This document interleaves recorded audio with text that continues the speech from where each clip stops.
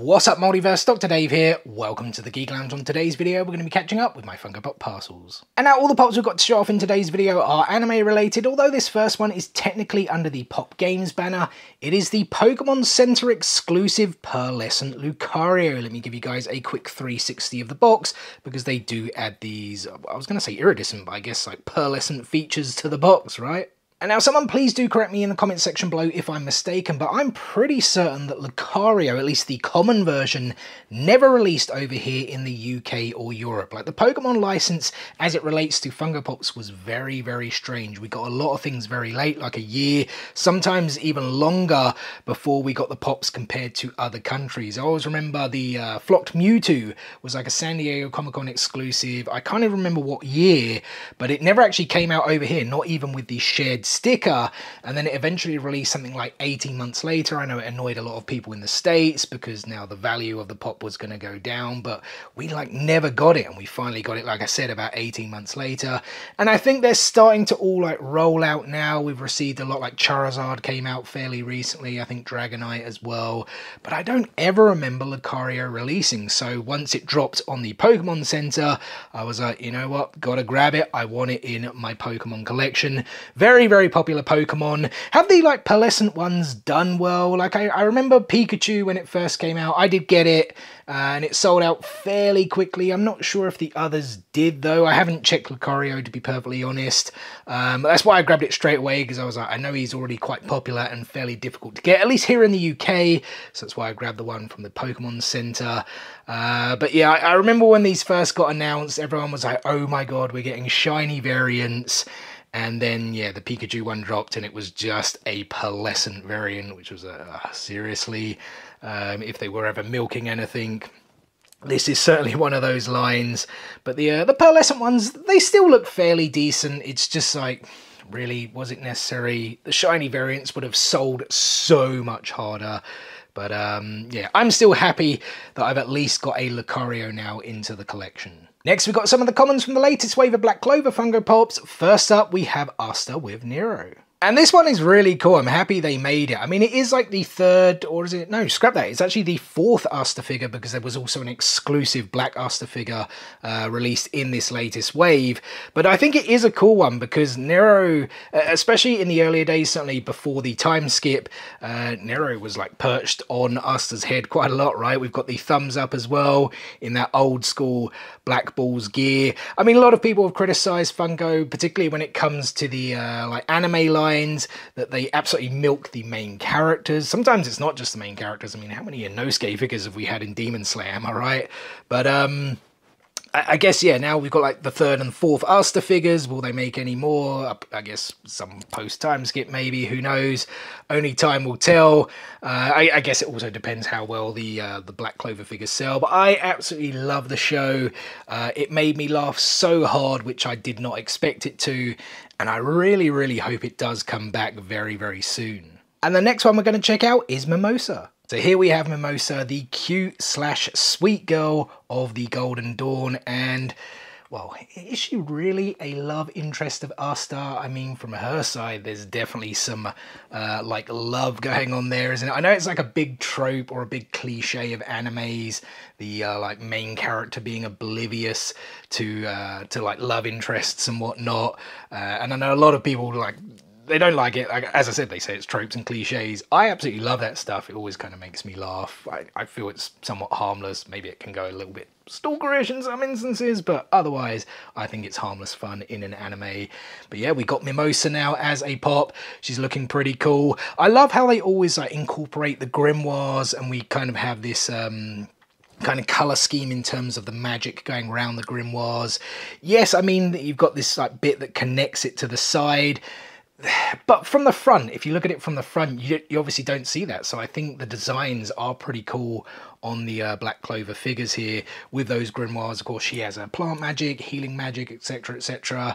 And yeah, just really cool that they made it. As I said, I'm a big Black Clover fan, so I'm just hoping they continue to make more and more characters, because we've got tons they can make. And the next one, I'm so happy they made it. We finally have the Wizard King, guys, Julius Novachrono. Yeah, as I said, so happy we have a Julius Funko Pop, one of my favourite characters in the show. I think it was the 28th Wizard King, if memory serves me right. Just such a cool and funny character. He's like, obviously this is him as his like adult version, if we can put it that way. I don't want to spoil too much if people haven't seen the show, and people who have seen will know what I'm talking about in terms of that. But he still is very much like a kid at heart, right? He like loves magic. He's always going on about doing some kind of research or wants to see what's going on rather than actually kind of ruling a kingdom, essentially, right? Or at least in terms of the how that political system is with like the Wizard King and then the king itself, right? But yeah, this is such a cool pop on one of these clear acrylic bases. So I don't know, he's not really floating though to an extent, is he? But I suppose the front is a bit front heavy, if we can put it that way, because we do have some of those chronostasis things. I don't know, whatever the term is. I believe the spell is called chronostasis, part of his like restraining magic. Of course, he has a lot of time magic, can manipulate time, etc. We've got the Wizard King robes, obviously that.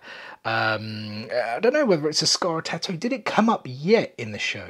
It may have, and I've forgotten about it, but it just looks really cool. I'm so happy this also came out within the last couple of weeks, I think, at least here in the UK. Maybe it did come out earlier in other countries, because the voice actor is actually here in the UK for a Comic-Con next weekend, so I'm definitely going to get this signed, and I'll explain a little bit more on that con in just a few moments. And the last Black Clover figure we've got to check out, guys, is Klaus. There was one other common released in this wave, and it was that one right there, Fuegoleon, but he did also release with a glow-in-the-dark variant, which was a PX Previews exclusive. I still need to grab that, as well as that Black Aster, which does glow-in-the-dark. They were the two exclusives released during this wave. And so here we have Klaus, guys, completing that Team Uno trio, although Klaus is technically the higher ranked, right? I think that's one of the jokes throughout the show.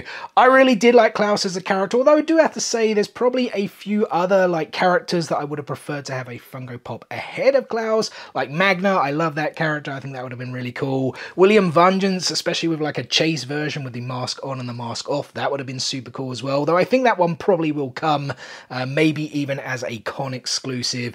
But you know what, I do have to say Funko have done an absolutely amazing job with the Klaus figure. He looks so freaking cool there in his Golden Dawn robes, the blue hair, like the color schemes, the grimoire with the kind of blue magic. Obviously he has steel magic, looks good. Again, connected to like the leg, but if you're looking at it from the front, you don't see that.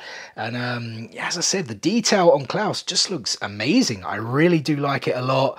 As I said, I like the character. Obviously, he started off like kind of really disliking and against like Uno and Aster, and then kind of grew, especially with like Aster, like to really kind of respect him and be his friend, but kind of not try to show it too much, right? Not to show his worry too much, which was another thing I love about Black Clover. As I said, I just found the show so funny, and like I can't wait. Like I'm pretty sure we're going to get more. The line seems pretty popular, and there's tons more characters they can make. Like I mentioned just two there, but there's tons more after that. More of the captains. Yeah, I just want to see more. And as I said, please, like Black Clover, we need the anime to return. So we've got one final pop to check out in today's video, guys. This is the Funko Shop exclusive Porco Galliard from Attack on Titan. I think when these shipped out, some people did get theirs with the special edition sticker. I did actually get the Funko Shop exclusive sticker, but as you guys can see, the cut on there is just awful. Come on, Funko, do better. And saying do better with the sticker, I think they could have done a little bit better with the figure. When it was first announced, a lot of people were like, man, what a weird choice